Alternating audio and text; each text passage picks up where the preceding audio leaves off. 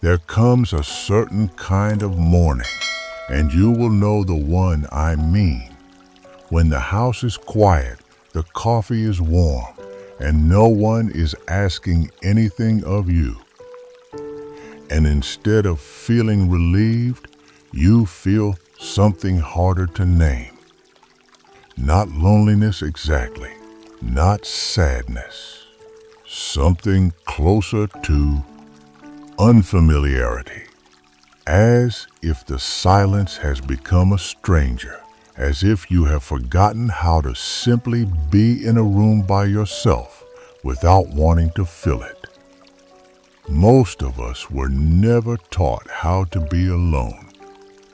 We were taught how to be busy, how to be useful, how to be present for others.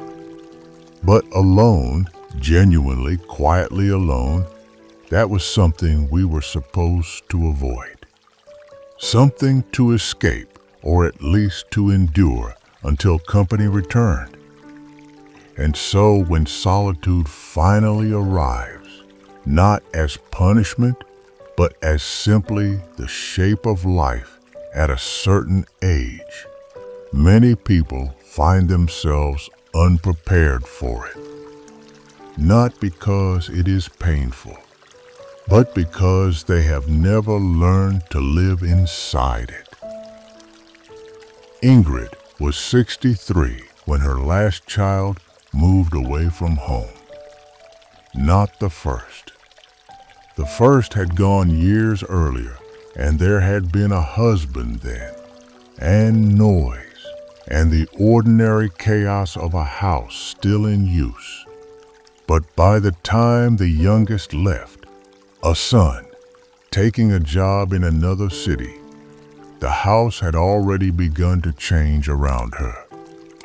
Her husband had passed 2 years before, quietly as it turned out, the way some people go, not dramatically, not with a long farewell, just a change in the air of the house one morning that never quite returned to how it had been. And now it was just her. She told me she had spent the first months doing everything to stay occupied, taking on more hours at the library where she worked part-time, calling her children often, perhaps too often, she later admitted, arranging dinners with friends who were also, she noticed, becoming harder to schedule. She would walk through the rooms of her house in the evening and feel something she couldn't name. Not grief exactly, not fear. Something quieter than both. A kind of pressure behind the chest. The sense that the silence was waiting for her to do something with it, and she didn't know what.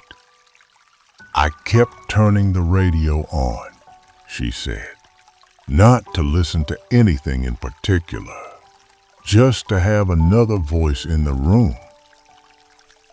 We confuse solitude with loneliness so often that the two words have nearly merged in our minds. But they are not the same thing. Loneliness is the ache of feeling unseen, of reaching for connection and finding air. Loneliness is relational. It is about others, their absence, their distance, their silence toward us. Solitude is something else entirely. Solitude is being alone in a room and finding that the room is enough. The trouble is, most of us only ever experience the first kind. We are alone and we feel lonely, and so we come to believe that aloneness and loneliness are the same condition, that they always arrive together. But they don't. They only feel that way when we have not yet made peace with our own company. There is a man I know, a retired school teacher named Henrik, who spent 40 years surrounded by children, colleagues, meetings, parents, noise.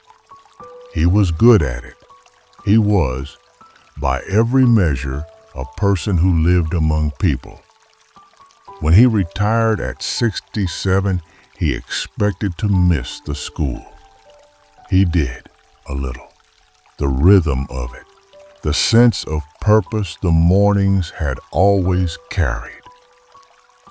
But what surprised him was how quickly the solitude began to feel interesting, not comfortable right away, not peaceful, but interesting, as though his own mind, freed from the constant demands of other people, had begun to surface things he had not thought about in years. Old memories, half-finished thoughts, questions he had meant to sit with, but had always been too busy to hold for long. He began to take walks, not with anyone, just alone, along the same path by the water most mornings. I noticed things I had never noticed before. He told me, a particular tree, the way the light changed, the sound of my own footsteps. He said it almost apologetically, as if noticing a tree was a small thing, barely worth mentioning. But I don't think it was small. I think it was the beginning of something. There is no course on how to be alone. No one prepares you for the particular texture of a Tuesday afternoon when there is nothing you must do and no one waiting for you, and the hours stretch out in a way that can feel like either freedom or emptiness, depending, it seems, on something inside you that is harder to locate. The cultures we grow up in tend to treat productivity as a kind of virtue, busyness as evidence of worth, rest as something earned, not freely taken. And so when we find ourselves with time, with actual, unscheduled, unclaimed time, many of us don't know what to do with it. We reach for our phones, we make lists, we find reasons to go out, to call someone, to be anywhere but simply here. It is not weakness, it is just unfamiliarity. We are not comfortable in the quiet because we have never practiced it. The same way a person who has never swum will panic in water, not because water is dangerous, but because they do not yet know how to move through it. Learning to be alone is in some ways a physical practice. It happens slowly, in the body, in the nervous system. The first few minutes are the hardest, when the silence presses in and the mind reaches for something to grasp, a task, a distraction, a reason to move. But if you stay, if you simply remain without filling the space, something slowly begins to settle. The mind, finding nothing to react to, gradually turns inward, not anxiously, gently, like a tide going out, and in that turning, there is often something unexpectedly calm. Ingrid told me she discovered something the winter after her son left. She had been sitting alone one Sunday evening, the kind of evening that would have once felt unbearable in its emptiness. The lamp was on. Snow was falling outside. She had a cup of tea and nothing planned, nothing asking for her attention. And she noticed, for the first time in what felt like years, that she was not unhappy. She was alone. The house was quiet. Her husband was gone. Her children were far. And yet, she was not unhappy. It was not a dramatic realization. There was no sudden peace or lightness, just a small, quiet noticing that the room was enough, that she was enough, that the evening could be exactly what it was and not need to be anything else. She said, she held that feeling carefully, the way you hold something fragile, not wanting to examine it too closely in case it disappeared. I thought solitude was something you survived, she said. I didn't think it was something you could actually live inside. Silence has a way of surfacing what we have been carrying without knowing it. Old regrets tend to come first. The decisions we second-guessed, the words we wish we had said or hadn't, the version of our life that might have been if one thing had gone differently.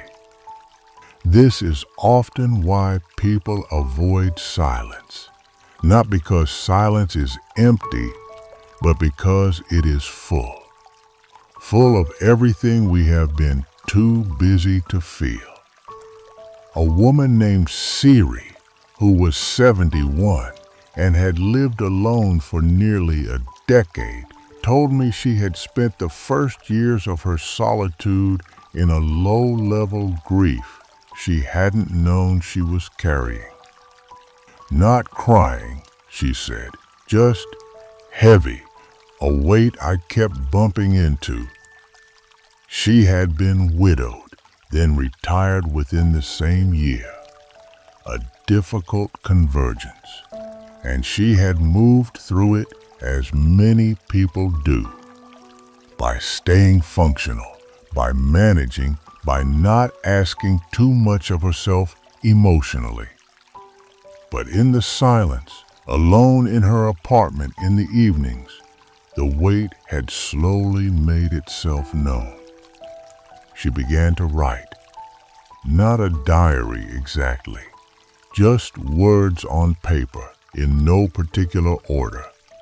What she was thinking, what she missed, what she had noticed that day. Small things mostly, a conversation at the market, a detail of color in the sky, the particular way a memory of her husband would arrive without warning, in the smell of bread, or a certain quality of afternoon light. She said the writing did not solve anything, but it gave the weight somewhere to go. And slowly, over months, over a year, the heaviness became something else.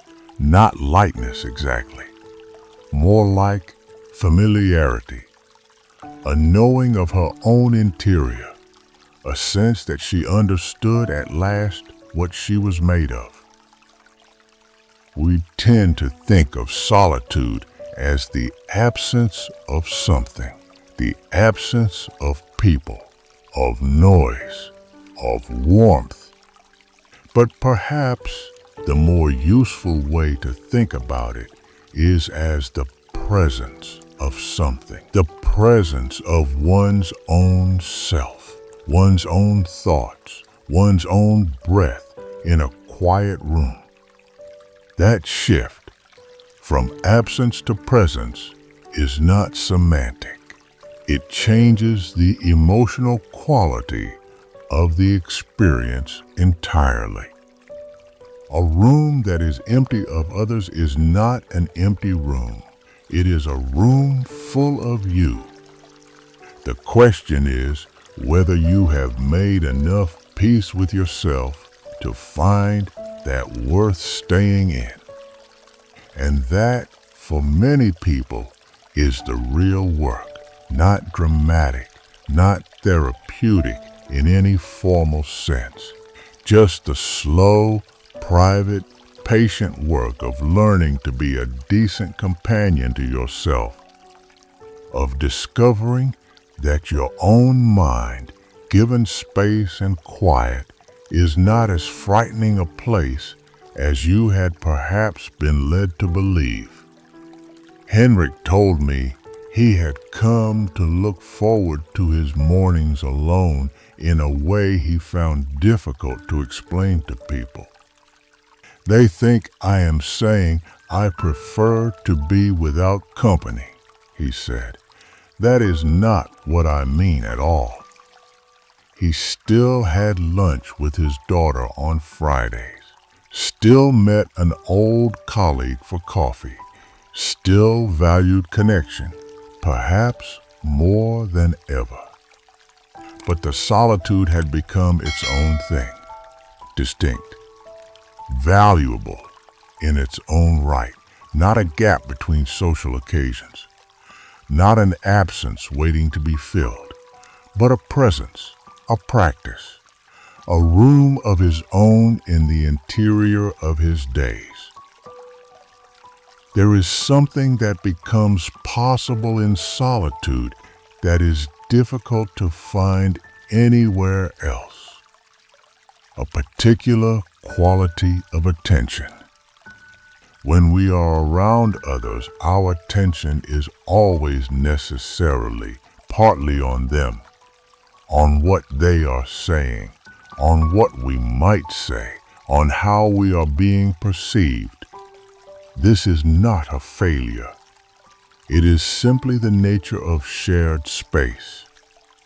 But in solitude, the attention has nowhere to go but here, to the rain against the window, to the grain of the table, to the feeling behind the ribs, vague and unnameable, that we so rarely have time to simply observe. And in that noticing, something begins to grow. It does not have a name that translates easily. The Danes and Swedes have words for it, that feeling of coziness, of being warmly enclosed in oneself. But it goes beyond comfort. It is something more like acquaintance, a deepening familiarity with the texture of your own existence, the particular quality of your own tiredness at the end of a day, the specific color of your own happiness when it comes, quiet, not loud, the way your mind moves when no one is watching. These things seem small, but I think they are among the most important things a person can know about themselves. And they are learned only in stillness. Imagine an ordinary evening, a Wednesday perhaps, late autumn. The light has gone early as it does. You are in your kitchen. The window is dark. Outside, there may be frost. You are making something simple to eat, nothing elaborate, the kind of meal that does not require thought. There is no one else in the house, and there is no crisis in that. You move quietly through the kitchen. You have done this 10,000 times. Your hands know what to do without being asked. And in that space, that unremarkable, ordinary, utterly private space, you are, perhaps for the first time in a long time, simply yourself. Not anyone's parent, not anyone's partner, not anyone's colleague or neighbor or friend. just a person in a kitchen on a Wednesday evening with nothing required of you. This is solitude at its most ordinary. Not profound, not transformative, not draped in any particular meaning. Just quiet, just you, just this. And if you can learn to receive that, not as lack, but as enough, then you have discovered something that many people spend a lifetime searching for. Not happiness exactly, something steadier than happiness, a quality of presence within your own life, the ability to be with yourself without flinching. Ingrid, the last time I spoke with her, was 71. She still lived in the same house, still had her lamp and her tea and her evenings alone. I asked her if she had grown to like solitude. She was quiet for a moment. I don't know if like is the right word, she said. It is more that I have stopped being afraid of it. I used to think that being alone meant something had gone wrong, that it was a sign of loss or failure, or that something needed to be fixed. But now I think, she paused again, I think it is just a room, like any other room in a life, and you can learn to make it habitable. You can put a lamp in it, make it warm. You can learn to sit in it without wanting to leave. There is no neat conclusion to offer here. Life is long and changes shape in ways we don't always choose. People leave, routines dissolve, the house empties, the calendar becomes lighter, and the evenings stretch out. And in that quieter life, you may find yourself more often alone than you expected. More often in the kitchen on a Wednesday. More often in the silence before sleep. More often sitting with the particular weight of your own thoughts and no one nearby to take them from you. If that is where you are, I hope this has been, in some small way, company. Not the kind that fills the silence, but the kind that makes you feel a little less alone inside it. If this quiet moment resonated with you, you are always welcome here. This channel was created for slow reflections, honest emotions, and the thoughts many people carry silently through life. If you'd like more stories like this, you can gently subscribe and return whenever you need a peaceful place to think, feel, or simply listen. Thank you for spending this moment here tonight. Take care of yourself and rest well.